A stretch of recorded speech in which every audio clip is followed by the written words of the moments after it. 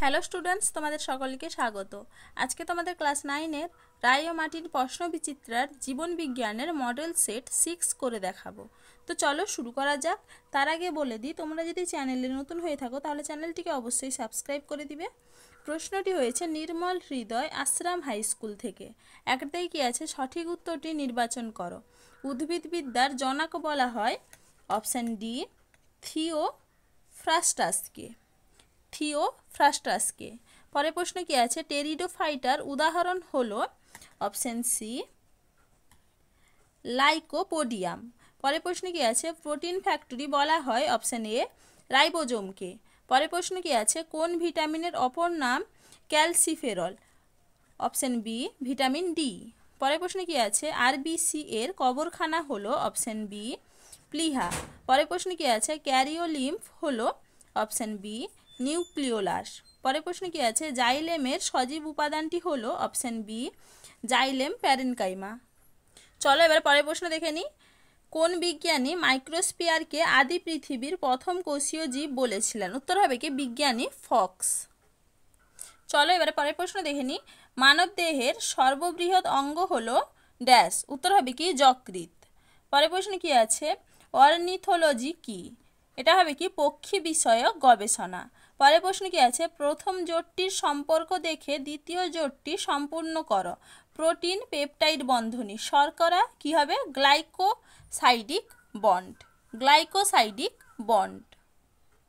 চলো এবার 3 দাগে দেখে নিই। শূন্যস্থান পূরণ করো।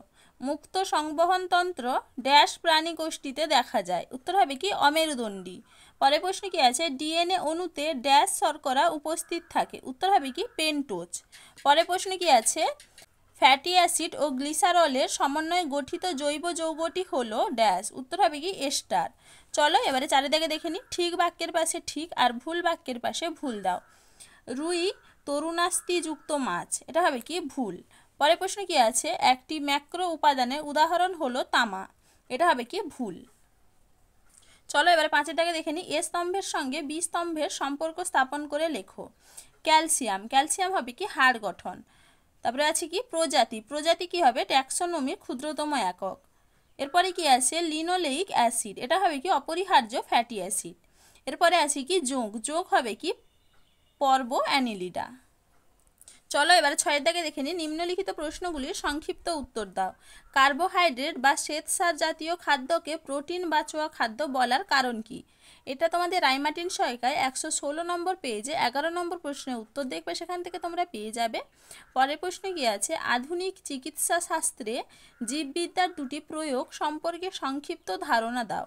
এটা তোমাদের রায়মার্টিন সহায়িকায় 31 নম্বর পেজে 7 নম্বর প্রশ্নের উত্তর দেখবে, সেখান থেকে তোমরা পেয়ে যাবে। পরের প্রশ্ন কি আছে, দ্বিপার্শ্বীয় প্রতিসাম্যতা বলতে কি বোঝায়? এটাও তোমাদের রায়মার্টিন সহায়িকায় 80 নম্বর পেজে 22 নম্বর প্রশ্নের উত্তর দেখবে, সেখান থেকে তোমরা পেয়ে যাবে। চলো এবারে পরের প্রশ্ন দেখে নিই। প্লাটিহেলমিনথিস পর্বের অন্তর্গত দুটি প্রাণীর উদাহরণ দাও। উত্তর হবে কি ট্যাক্সা ও অ্যাক্লোমরফা। ট্যাক্সা ও অ্যাক্লোমরফা। তাহলে দেখো স্টুডেন্টস, আমি এখানে প্রশ্নগুলির উত্তর কত নম্বর পেজে কত নম্বর প্রশ্নের উত্তর সেটা লিখে দিয়েছি, তোমরা একটু দেখে নাও। চলো আজকে এইটুকুই। দেখা হচ্ছে পরের ভিডিওতে। ভিডিওটি ভালো লাগলে লাইক অ্যান্ড সাবস্ক্রাইব করে দিবে।